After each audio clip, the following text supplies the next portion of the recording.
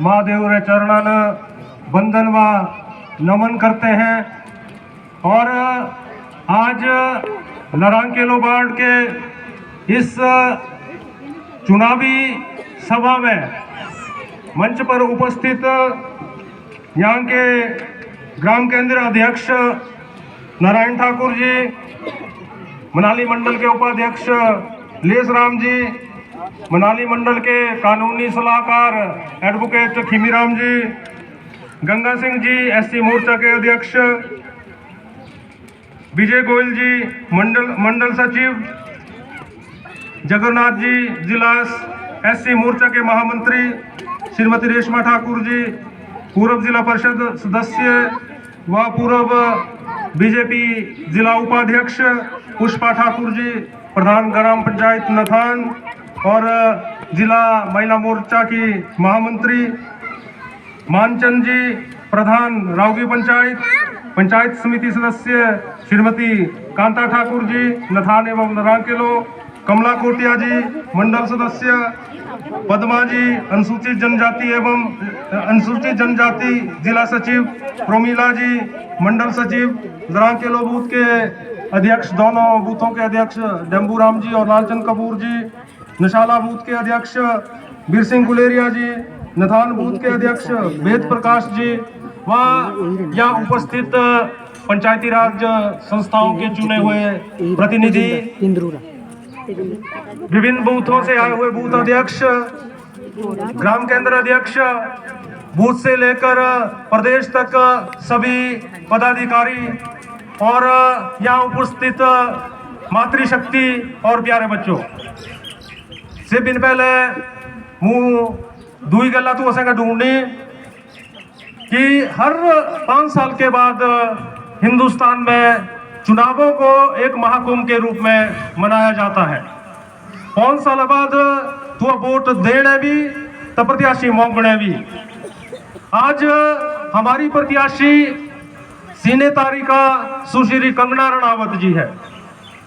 आए बगाए बात निकलती है कि कंगना रणावत जी इंडिविजुअल कुछ नहीं है, इस बात को मैं भी मानता हूं, लेकिन याद रखना चाहिए कि भारतीय जनता पार्टी विश्व की सबसे बड़ी पार्टी है। इसमें 15 करोड़ सदस्य हैं और कंगना जी 15 करोड़ सदस्यों की उम्मीदवार है। दूसरी चीज, अगर हमको मोदी जी को बनाना है तो कंगना जी को जिताना है।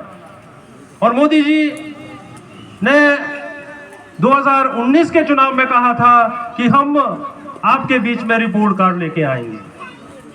आज भारतीय जनता पार्टी को क्यों हम चुने, इसके लिए हमारे पास रिपोर्ट कार्ड है।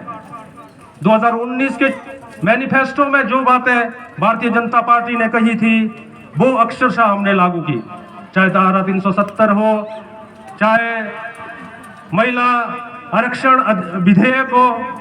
महिला आरक्षण विधेयक के विषय में आप लोगों से मैं एक चीज कहना चाहूंगा कि जिस तरह हमें पंचायतों में आज हमारी माताएं बहनें पंचायतों का नेतृत्व करते हुए दिखती है, आने वाले समय में विधानसभा और लोकसभा में भी हमारी माताएं बहनें देश का नेतृत्व, प्रदेश का नेतृत्व करते हुए देखेंगी। और आज मैं इतनी बात कहना चाहूंगा, मोदी जी द्वारा बनाई गई योजनाएं या केंद्र सरकार द्वारा बनाई गई योजनाएं हमारे सामाजिक और आर्थिक विकास में कैसी भागीदारी रही, इस विषय में आप लोगों को बताना चाहूंगा मैं। आज हमारा देश निरंतर आगे बढ़ रहा है, चाहे इकोनॉमी के क्षेत्र में लो।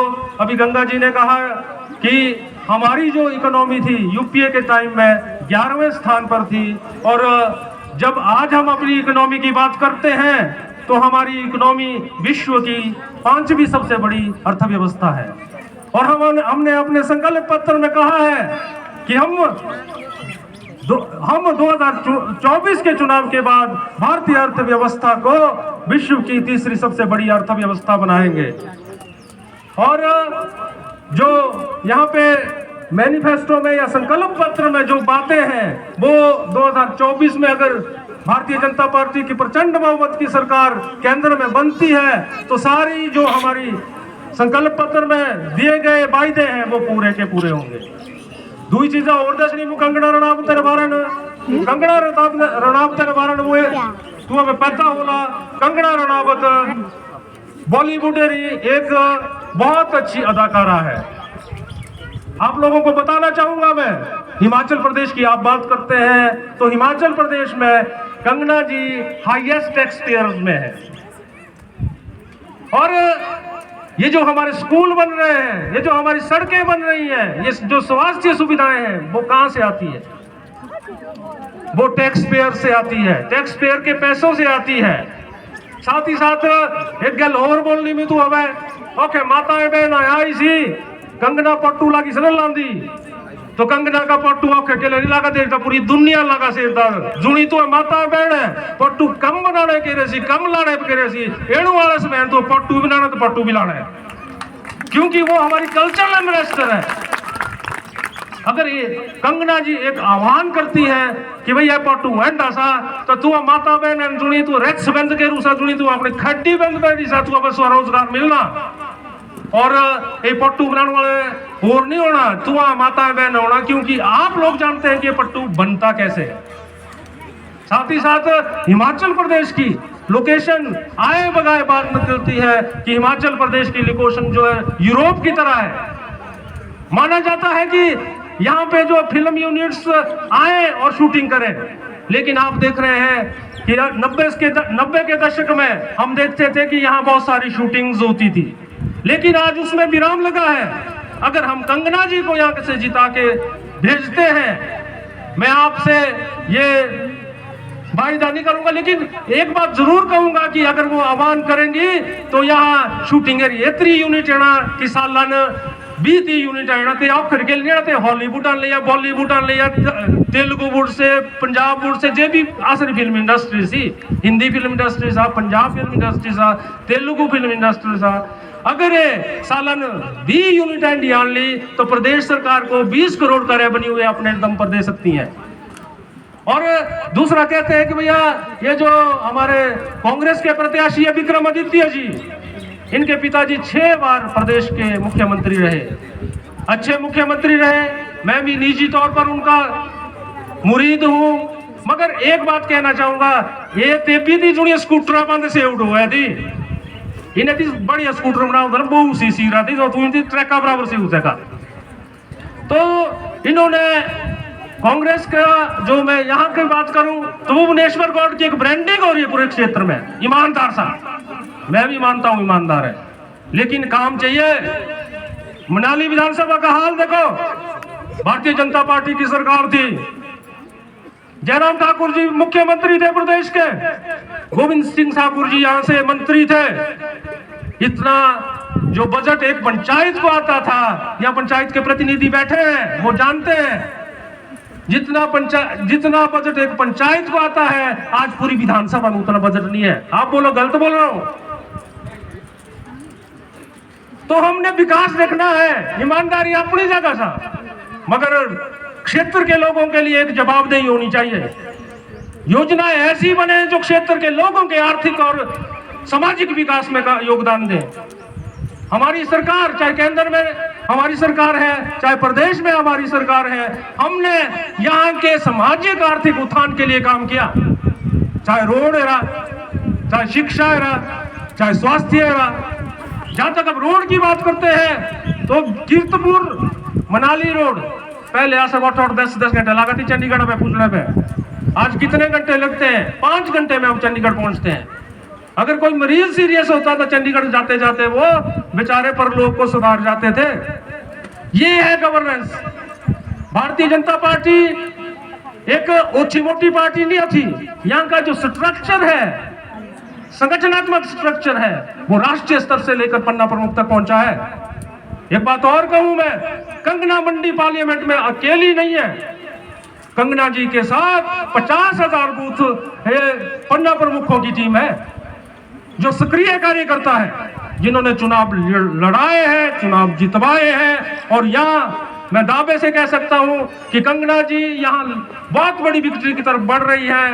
एक चीजें गलबोनी में कांग्रेस काल बोला जलसा मंडी थी लागे थी बोलते यार बोला तो लोका है वो मैनू इन्ना सपोर्टर कोठड़ी बैरू कोठड़ू सब बैरी पर हेरी तो भारतीय जनता पार्टी आजादी रैली ओली दस आगे से द्रुक दाटू बैरी कार्य करते।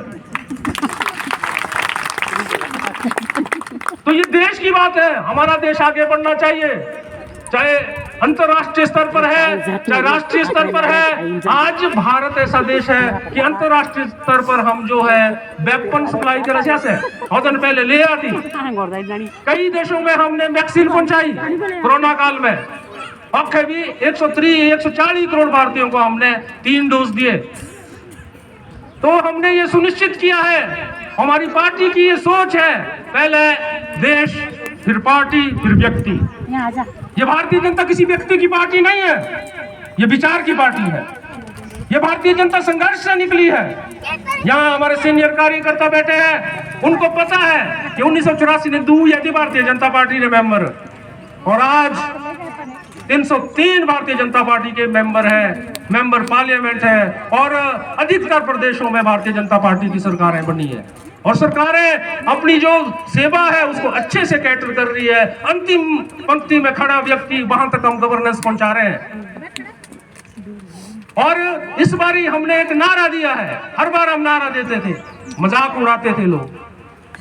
2019 के चुनाव में इंदर सिंह प्रेमी जी है, इन्हें लाओ अब की बार 272, तो लगा था कि कहीं डाउट होगा, लेकिन हमारा जो टारगेट 272 का था हम 303 पहुंचे। मगर इस बार हमारा जो लक्ष्य है एनडीए की सरकार में 404 का है, और बीजेपी की विशुद्ध 370 सीटों का हमने लक्ष्य रखा है। और भारतीय जनता पार्टी उन परिश्रमी कार्यकर्ताओं की पार्टी है जो वो कहते हैं, अपने आप में आत्मसात करते हैं और अपने परिश्रम से उस लक्ष्य तक पहुंचते हैं।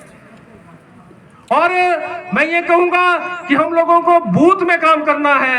यहाँ हमारे पास मंडी पार्लियामेंट में लगभग 50,000 सक्रिय कार्यकर्ताओं की टीम है, और 2-3 कार्यकर्ते एक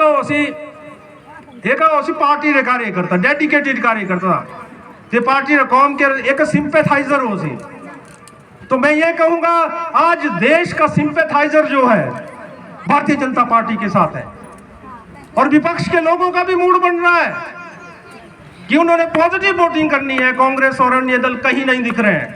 अगर देश की बात करूं मैं तो कांग्रेस और अन्य दल कहीं नहीं दिख रहे हैं। ये तय है कि भारतीय जनता पार्टी की सरकार, मोदी जी पुनः तीसरी बार देश के प्रधानमंत्री बनेंगे, और ये जो कदम है ये भारत को विश्व गुरु बनाने वाला कदम है। आज हमारे यहाँ अनेक जो इन्वेस्टर्स हैं वो दिख रहे हैं कि भैया हमको इंडिया में इन्वेस्ट करना है। आर्थिक दृष्टि से हमारे देश को आज पूरी दुनिया जानती है। हमारी योजनाएं ऐसी हैं, मोदी जी की योजनाओं में आप देखेंगे कि पॉलिसी फेल्यूर नहीं है। जो भी योजना बनी है वो धरातल तक पहुंची है, और मोदी जी ने देश में एक नया कंसेप्ट शुरू किया है, वो है राष्ट्रवाद। और भारतीय जनता पार्टी ऐसी पार्टी नहीं है, ये राष्ट्रवाद की पाठशाला है। यहाँ सिखाया जाता है, राष्ट्रवाद सिखाया जाता है, और इसी राष्ट्रवाद को देश में लोगों ने स्वीकारा है और आगे भी स्वीकारेंगे।